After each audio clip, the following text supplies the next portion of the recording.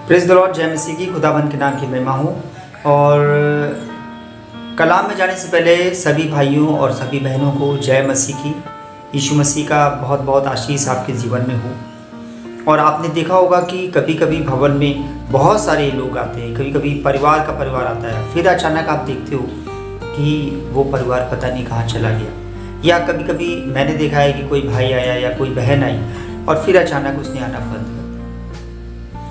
यीशु मसीह के पास लोग कब आते हैं, या ये कहें कि यीशु मसीह के पास लोग क्यों आते हैं, तो मुझे ऐसा लगता है कि यीशु मसीह के पास लोग तभी आते हैं जब वो पहले अपनी सामर्थ्य से संसार में उसका सल्यूशन ढूंढते हैं। यानी कि उनके पास कोई समस्या होती है, या वो बीमार होते हैं, या कोई उनकी आर्थिक परेशानी होती है, या उनकी कोई और समस्या होती है, घरेलू पारिवारिक कोई समस्या हो सकती है। तो वहाँ पे मुझे ऐसा लगता है कि जब वो सल्यूशन उनको नहीं मिलता, अपनी सामर्थ्य से वो उसका सल्यूशन निकालते हैं, और जब वो टूट जाते हैं, उन्हें लगता है कि मैं अब इस काम को नहीं कर सकता, तो अब वो अपनी सल्यूशन को ढूंढने के लिए, अपनी समस्या के हल करने के लिए फिर वो परमेश्वर पर डिपेंड होते हैं। और या वो किसी से अगर सुन लेते हैं कि यीशु मसीह के पास जाओ तो वो तुम्हारी समस्या का सल्यूशन है, तो वो इस करके कभी कभी आते हैं। लेकिन वो यीशु मसीह को नहीं जानते हैं, वो चमत्कार को या चमत्कार प्राप्त करने के लिए आते हैं। यीशु प्रति उनके मन में प्रेम नहीं होता है। तो ऐसे में मैं कलाम में आना चाहूँगा। लूका की पुस्तक 7वां अध्याय और 11वीं आयत कहती है, ऐसा हुआ कि वह यरूशलेम जाते हुए सामरिया और गलील के बीच से होकर जा रहा था। 12वीं आयत कहती है, किसी गांव में प्रवेश करते समय उसे 10 कोढ़ी मिले। 13वीं आयत कहती है, उन्होंने दूर खड़े होकर ऊंचे शब्द से कहा, हे यीशु, हे स्वामी, हम पर दया कर। 14वीं आयत कहती है, उसने उन्हें देखकर कहा, जाओ और अपने आप को याजकों को दिखाओ। और जाते ही जाते वे शुद्ध हो गए। तब उनमें से एक यह देखकर कि मैं चंगा हो गया हूँ, ऊंचे शब्द से परमेश्वर की बड़ाई करता हुआ लौटा और यीशु के पांवों पर मुंह के बल गिरकर उसका धन्यवाद करने लगा। और वह सामरी था।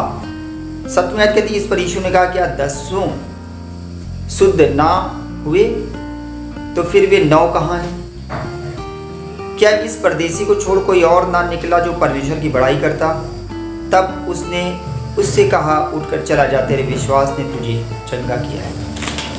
तो यहाँ पे 10 कोढ़ी यीशु मसीह के पास आते हैं। अब उनकी समस्या जो थी ऐसी थी कि उनको इस दुनिया में उसका कोई सल्यूशन या किसी वैद्य के पास उसका समाधान नहीं था। वो बहुत ज़्यादा गंभीर बीमारी से ग्रस्त थे। अब उन्होंने समझ में आया होगा, उनको लगा होगा कि यीशु मसीह इसका सल्यूशन है। 13वीं आयत देखिए, मैं फिर से पढ़ता हूँ। उन्होंने दूर से खड़े होकर ऊंचे शब्द में कहा, हे यीशु, हे स्वामी, हम पर दया कर।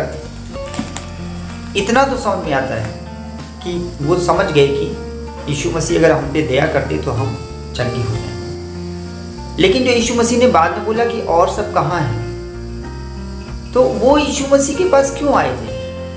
अपनी बीमारी को ठीक करने, धन्यवाद देने के लिए। कितने आए? 10 थे, सिर्फ एक।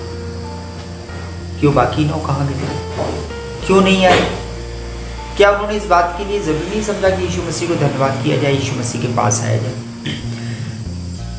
मुझे ऐसा लगता है बाकी 9 का काम हो गया, जो उनको चाहिए था वो उसे मिल गया। अब वापस जाने की क्या जरूरत है? अपनी दुनिया में लौट जाते हैं। यीशु मसीह के पास आज भी बहुत सारे लोग आते हैं। कभी कभी उनकी हीलिंग नहीं होती, कभी चंगाई नहीं होती, कभी वो जो प्राप्त करना चाहते हैं वो नहीं मिल पाता है। मैं उनसे हमेशा ये कहता हूँ कि आप बने रहिए परमेश्वर में। परमेश्वर से आप जो कुछ मांग रहे हो, आप किसी डॉक्टर के पास जाते हो, उसकी फीस अदा करते हो, पेमेंट करते हो, फिर कभी कभी आप चंगे होते हो, अच्छे होते हो, कभी कभी नहीं होते हो, फिर आप डॉक्टर बदल देते हो। वहां भी अगर नहीं होते हो, फिर आप किसी और डॉक्टर के पास जाते हो। अब आप उसके पास आए हो जो डॉक्टरों को डॉक्टर है, जो सबसे बड़ा वैद्य, सबसे बड़ा डॉक्टर है, जो खुदा है, जिसके लिए कुछ भी असंभव नहीं है, तो फिर आप उसमें बने रहो। अब आपकी चंगाई कब, वो सोचते हैं कि मेरी चंगाई कब होगी, तुरंत हो जाएगी, कल होगी, परसों होगी, या आने वाले कितने दिनों बाद होगी। इस तरह की क्वेश्चंस उनको बहुत डिस्टर्ब करते हैं, या ये कहें कि शैतान उनके मनों में डालता है, भ्रमित करता है, तो वो बहुत परेशान हो जाते हैं। और इस परेशानी के कारण जिसकी हीलिंग हो जाती है, कभी कभी हीलिंग होती है चंगे होने के कारण, वो परमेश्वर के बन के रह जाते हैं, वो भवन से फिर नहीं दूर जाते हैं, वो परमेश्वर के हो जाते हैं कि परमेश्वर ने मुझे चंगा किया, इस चंगाई का मैं परमेश्वर को पकड़े रहूँगा, लिपटे रहूँगा। लेकिन बहुत सारे लोग जो होते हैं वो अपनी हीलिंग प्राप्त करने के बाद वापस लौट जाते हैं, और कुछ को हीलिंग प्राप्त हो ही नहीं पाती, इसलिए लौट जाते हैं। तो क्या हमारा यीशु मसीह हीलिंग आपको नहीं दे सकता है? क्या आपको चंगा नहीं कर सकता है? उसके लिए कुछ भी असंभव नहीं है। वो असंभव को संभव करने वाला परमेश्वर है। वो हमसे और आपसे कुछ चाहता है। आप जब कभी भी यीशु मसीह के पास आते हैं तो आप पेशेंस रखिए, आप भरोसा रखिए, आप रुकिए, आप ठहर जाइए और बस सोच लीजिए कि यीशु मसीह उन्हें चंगा करेगा।